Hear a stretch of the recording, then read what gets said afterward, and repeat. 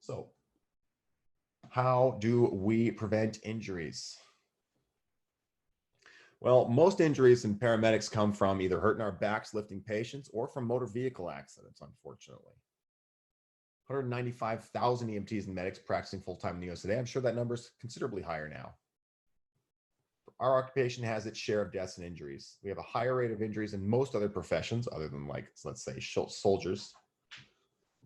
In 2012, EMTs and paramedics recorded 24,000 injuries. Excuse me. Males had most of them, and females had quite a few as well. However, keep in mind, is this number representative of the men and women in EMS? This is a pretty male-dominated field. Now, in private EMS and transport EMS, I'd say there's a lot more women, but in the fire side, it's still a pretty male-dominated field. A lot of these are happening all over all ages. I'm surprised there's that many practicing medics and EMTs over 44, but it definitely happens. This is definitely a career that you can do for your entire life if you're smart about it. A lot of sprains and strains, contusions and bruises, overexertion, harmful exposures, contact, falls, violence, transport incidences. You guys ever had a stick, an accidental needle stick? I was very careful. I never had a stick. I did stick myself with a clean needle once. I was having trouble getting it out of the cap, and it pulled out and it stabbed me back in the finger. It was a clean, fresh needle, so not that big of a consideration, but that was the first and only accidental needle stick I've had in my career. Still scared me, right? Still was, because now there's a possibility. It's happened once, and there's always a chance of that happening again. Hopefully you guys have never had an accidental stick. Being careful is really what's going to prevent that. Again, the most common ones are motor vehicle accidents, back injuries, and infectious diseases, which we're going to spend a lot of time talking about. We're 6 times more likely to be killed in a vehicle accident than an act of violence. 80% of line of duty deaths are from motor vehicle accidents. This has been linked to EMTs and paramedics being unrestrained, poor driving training, and driver immaturity. It's not uncommon to have a fresh 20, 21-year-old EMT driving you around while you're sitting in the back with a patient who's had abdominal pain for 3 or 4 days and is completely stable. Are you wearing your seatbelts? I mean, you don't have to answer that. I know the answer. You're not wearing your seatbelts. I don't wear my seatbelt. I'm bad about that. We all are. It's very easy to forget that we're in the back of a moving ambulance going sometimes on the highway, being driven by a 20-year-old who hasn't really been driving for that long. So it's very important to try to remember to use your seatbelts. If you're doing it, I recommend it. If you're not using your seatbelts, I would just try to think about it. Now, it's not great, right? It restrains you. And if we're dealing with critical patients, it might not even be possible, okay? But for the majority of our transports, you guys and I both know this, they're pretty benign, right? They're pretty stable. There's no reason why you couldn't have just a seatbelt around your lap while you're sitting there tapping up your EPCR on the way into the hospital. So that's just my recommendation to you guys. Do what you will, but just try to take that consideration. I've been driving professionally for years. And if you want to think about it, I'm still basically a delivery driver to one extent or another. Even though I'm in the back of the patient most of the time now, I'm still essentially a fancy, expensive delivery driver, medical Uber.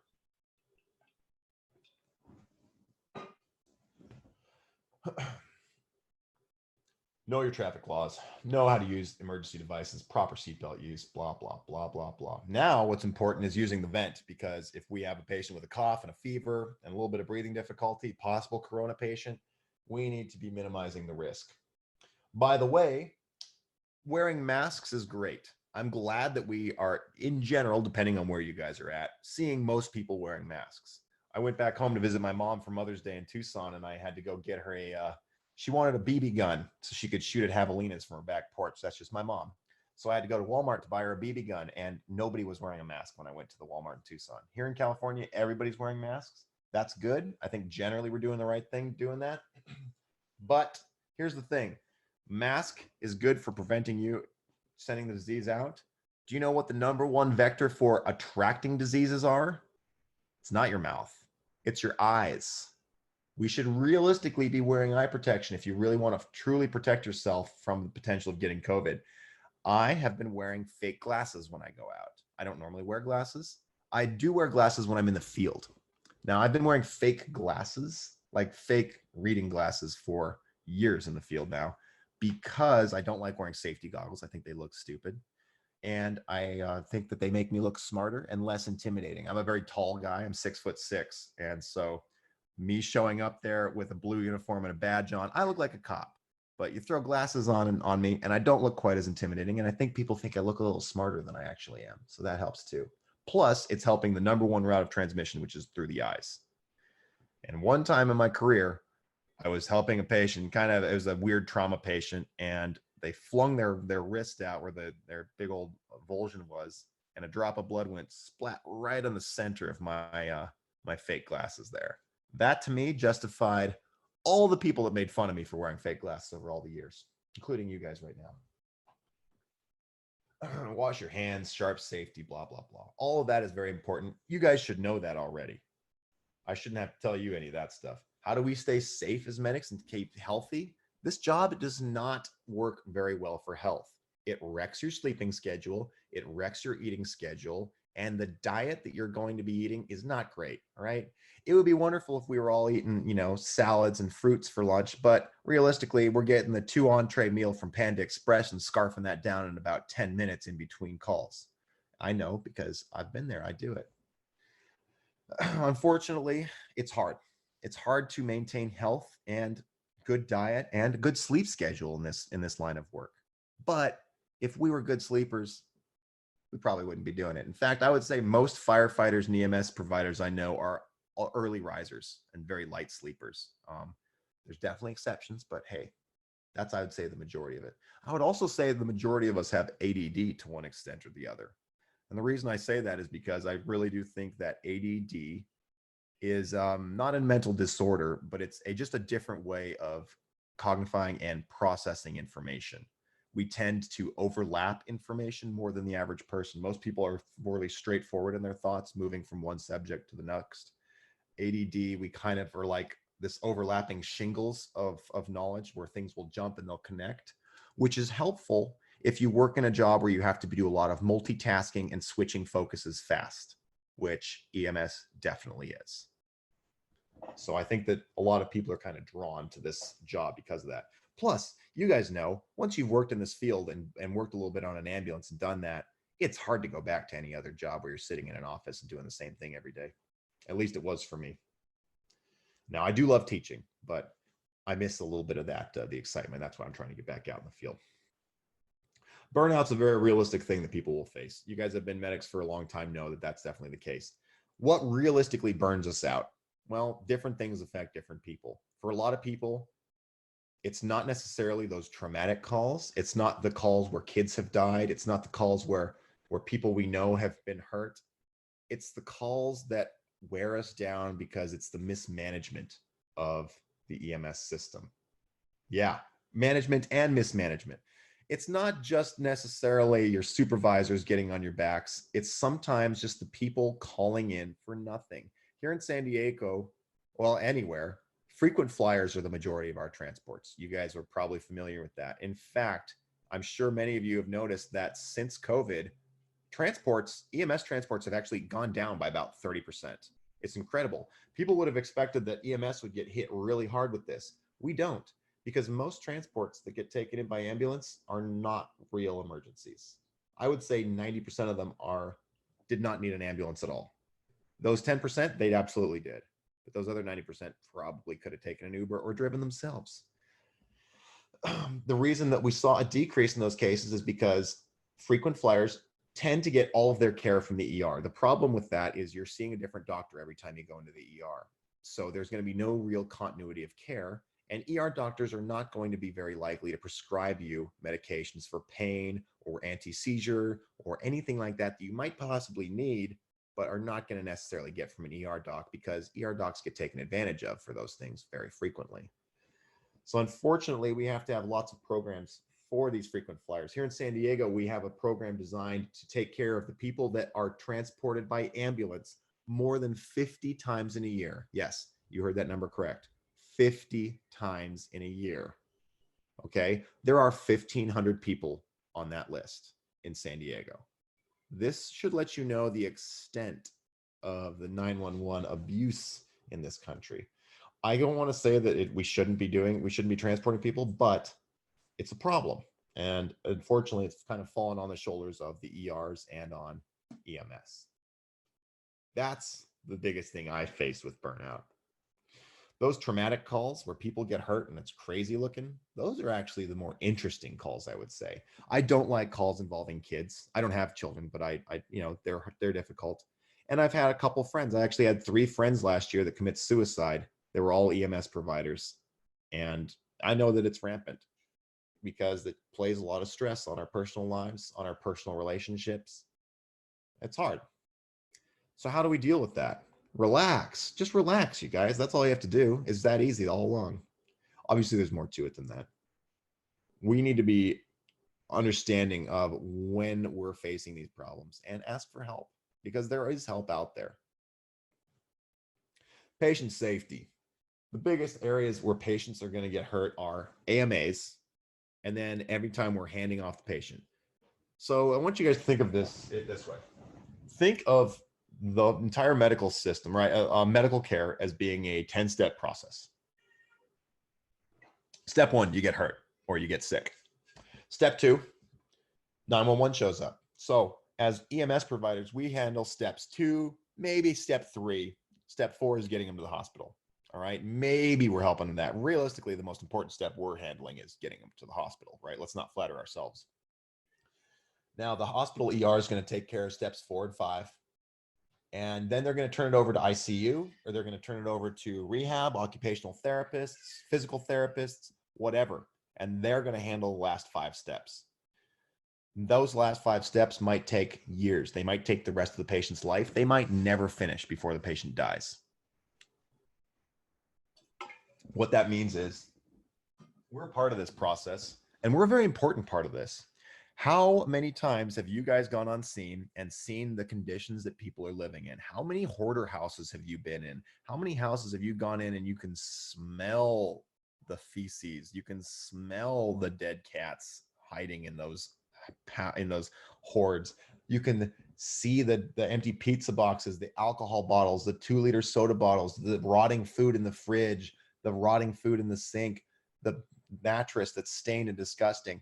How easy is it for you to not pass that information on to the hospitals? Now the doctor's interviewing the patient. He goes, have you been eating well, sleeping well? And they go, yeah, I've been sleeping all right, eating all right.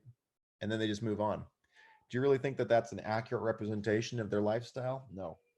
We're the only people that are privy to this information. The doctor's not going to go to the patient's house and see how they're living, see their quality of their life. This is something that we're seeing. It helps to put that stuff in your report. I always try to make a short paragraph just based on the patient's the presentation of the patient's house on scene, because I think that that's an important part of this whole story. We're not always going to the patient's house, but anytime I would just try to put a note in it. Like the house was in order, clean, food in the fridge, medications, or anything else you're noticing. Again, just make sure you're doing objective. Communication issues. Things can get misheard on the radios. We always need to make sure we're repeating stuff on online medical direction. Online refers to anything that's on a recorded line. So the radio, or if you call on their phone line, those are all recorded. The reason they have to be recorded is because the chance that this will go to court later is always there. It's not likely. Realistically, I run 10 calls a day when I was on Medic One downtown San Diego. One of those calls went to court, and I didn't get deposed or anything, but they did pull my record. So we just need to make sure that we're slowing down and we're doing things right. Medication errors can be very disastrous. It happened to me once. We did a code and I ran with some guys that I didn't normally run with, a fire department I didn't normally run with when I was working at AMR. And I asked for the atropine, or sorry, not the atropine. I asked for the amio, and they gave me the atropine. And that would have been the wrong medication to give. He drew it up and everything and he handed it to me. He just read it wrong. Okay. Amio, atropine, adenosine, they all start with an A. When you're in a hectic situation and you're a new medic and you're not reading very carefully, or maybe your vision's not great, it's easy to make that mistake. So did we end up giving him atropine? No, we figured it out before we administered it, thankfully, but the risk was there. So we need to be extra careful of that.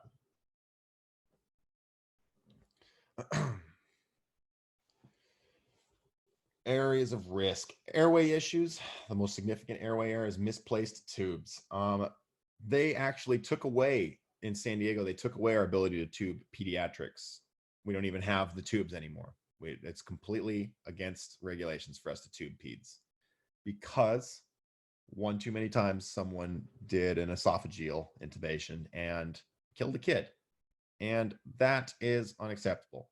Realistically, there's not very many situations we need to truly intubate someone here in EMS. We intubate a lot. I intubated a lot.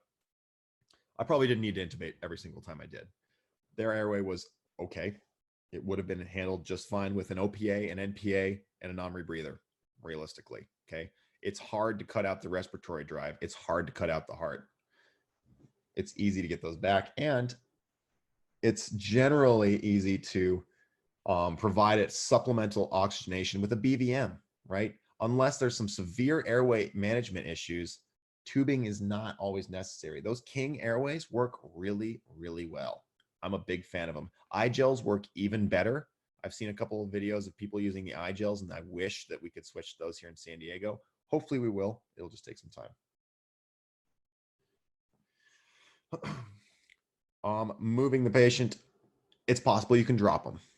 I have thankfully never had a drop in my career, but I've known medics that have, and it's very easy. I've been pulling the gurney out of the ambulance and had it miss the latch randomly. It's when I was a float medic and on a different ambulance every day, those latches are in different places. One day I missed the latch, and it kind of fell like the inch down onto the next part of the gurney, so it didn't fall all the way off, thank goodness, but it fell 1 inch, kind of scared the patient. That was the closest I had to a patient drop. Very close, very nerve-wracking. You better believe once that happens to you, you're going to be checking for that latch every single time. Like I was saying earlier, the most likely time we're going to get hurt is lifting our patients. Not necessarily bariatric patients, not even necessarily like difficult lifts or in confined spaces. The place we're most likely to get hurt is during regular patient lifts, when we're not taking those extra precautions, not communicating, doing it without warming up or without getting ready first. That's when we're most likely to hurt ourselves. And finally, ambulance crashes. Not a whole lot we can say about that. Well, I think we go over a little section later about careful driving. Spinal immobilization is something that we're generally getting away from. It's still useful. We will always carry backboards because backboards are wonderful tools, but they're not necessary for full spinal immobilization. Or I should say they're becoming less necessary for full spinal immobilization. I put more patients in full C-spine in the first 2 years of my career as an EMT than I have in the last 4 as a medic. And that's because more information has come to light. We've been doing more training and more research and showing that generally these rigid backboards are more harmful than helpful in many situations. I'm sure you guys have had those experiences as well. And finally, technology-based errors. I like to call the Life Pack. We use Life Pack 15s here in San Diego. Out in the county, I think they use Zolls.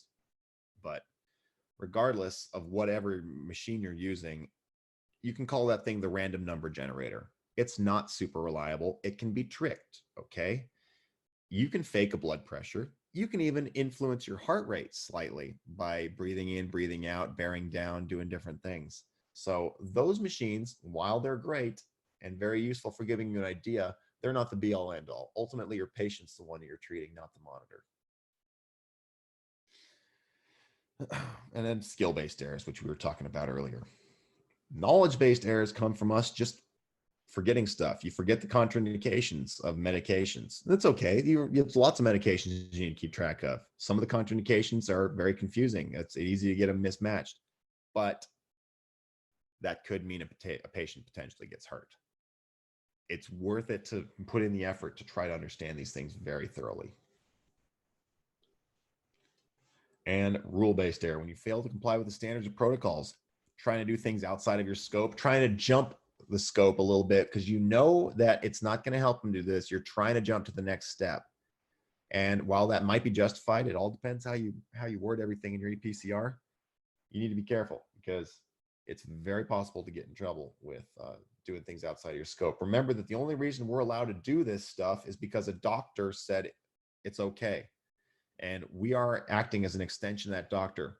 You can't just walk up to someone on like a random person if you're not working and start sticking needles in them and then throw them in the back of your car and drive off with them. Everything you just did was illegal. Okay. Yet we do that every single day on the field. The reason is because we're different. We're under different standards, but that also means we've got a little tighter leash.